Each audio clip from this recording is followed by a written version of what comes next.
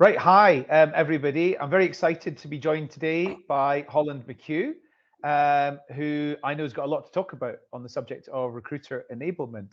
Holland, why don't you just give us a quick introduction to get started with? Who are you and tell us about your background? Awesome. Yeah. Hey there, Adam. So I'm Holland McCue. I am a brand and marketing leader. And I've spent time at companies like Red Hat, Delta Airlines, and Cox Enterprises. I fell into our industry by way of marketing, which I feel uniquely shapes how I think about this topic, but also the talent marketing side of the house in general. Yeah, great.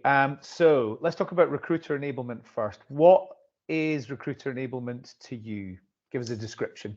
Yeah, so for me, recruiter enablement is really the processes, content, and technology that empower recruiting teams to recruit efficiently and at a higher velocity. And so, more plainly, it's how we get recruiters to spend more time with qualified leads and less time with everyone else. And, for me, why this is so vital, recruiters have limited time. They're meeting with hiring leaders, they're hosting kickoff and calibration sessions, they're negotiating with comp, they're working on projects, navigating swings in the market. I think the list and the day-to-day of a recruiter goes on and on. And so for me as a non-recruiter, I think it's incredibly vital that other non-recruiters in TA are really focused on creating ways to simplify the work of the recruiter so that we can all get to the outcome that the function is ultimately measured on, which is filling roles. Leaders really care about filling vacancies in the organization because when there's a vacancy, that area of the business is not 100%. And we've seen that, especially over the last couple of years, result in fatigue or burnout, dilution of work product, and, ultimately revenue loss. Gosh, okay. You've done a lot of thinking on this. I mean, I want to ask you about your background in Yeah, B2B marketing. Uh, absolutely. like, did you learn things from that which were easy to apply into this area? I did, so as Adam shared, my I started in B2B marketing, and so that and my front end of the career was really around brand strategy, a little bit of enablement, that got a lot deeper enablement in my second tour in B2B marketing. And I think the biggest differentiator for me and the biggest aha was really recalibrating the social contract. And I think that's something that I've taken from my B2B life and applied to my TA life. And so what I mean by that is a lot of times when you have an employer brand team or a talent marketing team, I think we use those terms a little interchangeably. You're seen as the career site person, the social media person. And really, you're there to help them generate leads. You're there to be a strategist on their behalf. And so for me, it's really helped me reshape the social contract of what's my role and what does it mean to truly support recruiters and helping them understand that I'm not there just to post things or my team's there to post things on social media, but really define what a qualified lead looks like, really strategize on generating the right lead flow at the right pace. And then really holding recruiters accountable for their end of the bargain, which is around qualifying those leads.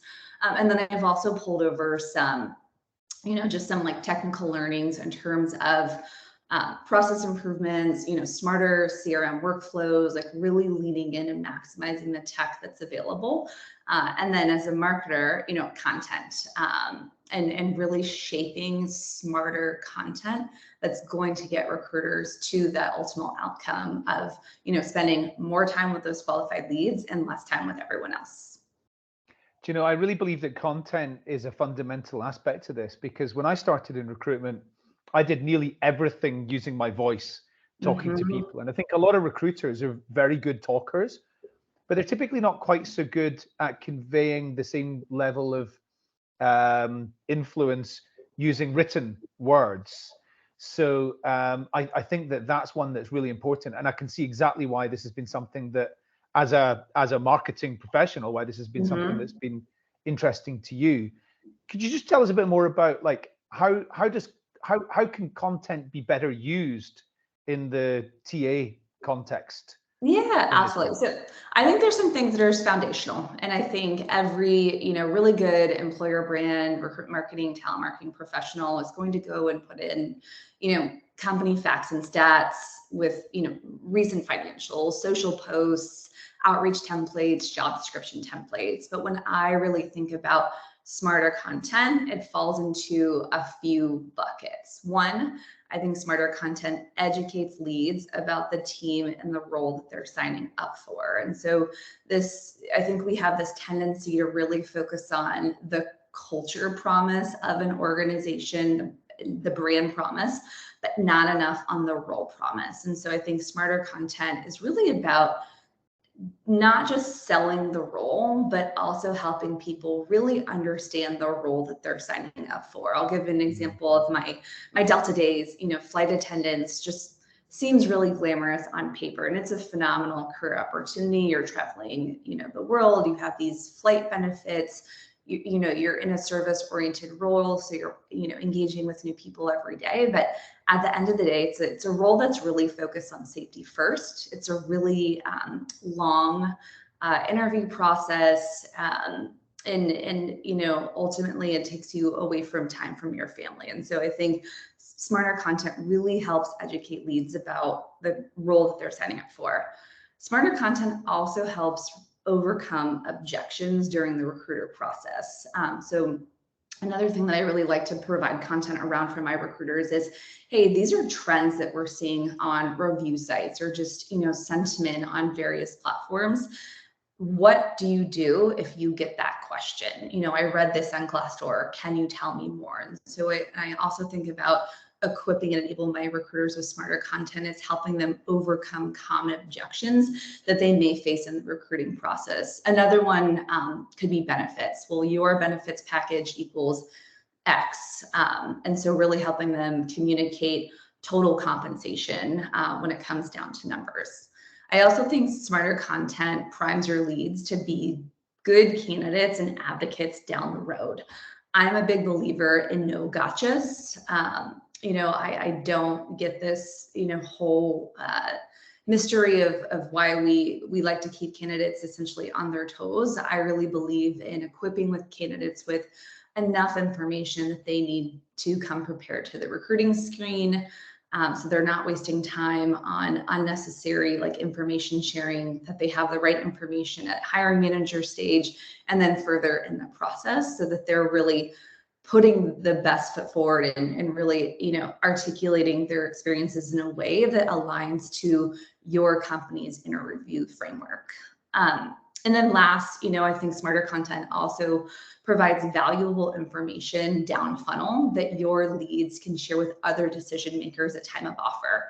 The candidate is not the ultimate decision maker when it comes to, saying yes to your job offer.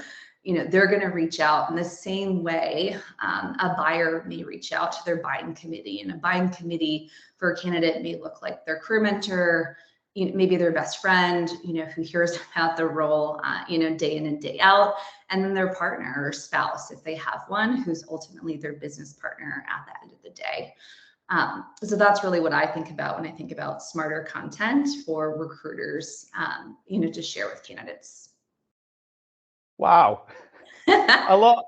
Wow, a lot A of lot. amazing thinking has gone into this. So I agree with you, and the parallels that you've drawn between a lot of the different stages in recruitment and the stages in more of a B2B kind of sales and marketing process are really very clear. And I absolutely agree that there's the person who's taking the job, they are the ultimate decision maker, but there's almost a buying committee around them as well, isn't there? There's a lot of influencers potentially in that. A lot of influencers and a lot of stakeholders. Making a career shift is a life-changing decision, and it should not be one that's taken lightly. And I really believe in arming them with the most information to make that decision in an informed way. Yeah, absolutely. And another one you talked about arming them with was objection handling. So the candidate says, yeah, I mean, that total package is not as much as I was maybe looking for, but what are the best ways to respond when somebody says that? or yeah, but your company makes guns. What are the best ways to respond when your Mhm. company does make guns, but are there other things you're doing to offset that or whatever? So I think that the learning and sharing from, there's always going to be one in a team of 15 recruiters, there's always going to Mhm. be one who's got the absolute optimal best responses to objections. How do we learn from that person and make sure that everybody can, be benefit from that person's knowledge? We don't want it going out the door when they leave the organization. For sure. Yeah. And I think that's another learning from the B2B side of the house is regular engagement sessions with your recruiters. I hear a lot of conversation just with my peer group, and there's definitely some outliers here around, oh, I need to work with marketing or I need to work with comms. And those are important stakeholders and they're going to help you accomplish your goals, but they're not your customer. And so when I, did my second stint back in B2B and came back into the TA space, that was another aha of really spending more time with the customers that you're actually producing outcomes for. And then being that connective fabric to aggregate those best practices and really put them into a centralized repository and level them up so it's a tool that can be used across the organization. Mm. And so I've approached that in a few different ways. One, I mentioned building out content repositories, and that can be as complex as leveraging marketing technology to host that information, or as simple as I've built out repositories on my company's intranets and different various drives.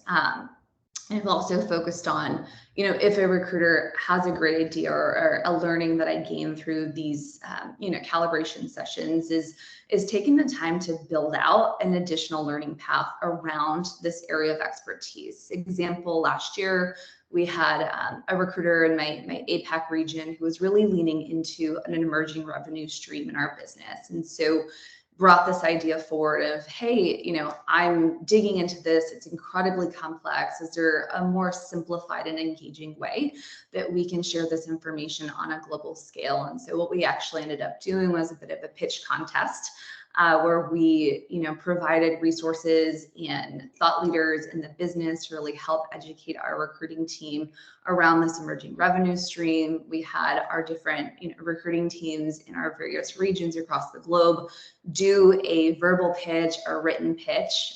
We turned it into a bit of a contest to gamify it, and then we ultimately took the best of that content, normalized it for a global audience and hosted it on this repository for recall for when those recruiters would need that content at a later date, or for recruiters coming into the organization who weren't present when we were hosting, that body of learning.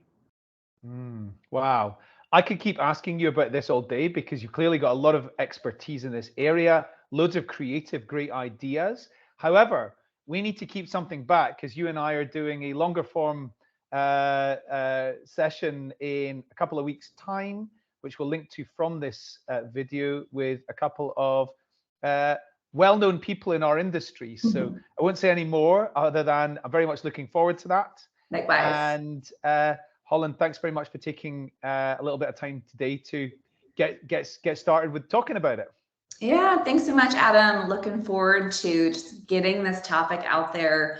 I appreciate you leading the charge. I wrote about this 5 years ago and it was not getting traction. And so I think this is our moment and really excited to dive in with you further next week. I think this is our moment. Absolutely. Okay, thanks. See you soon. Thanks. Take care.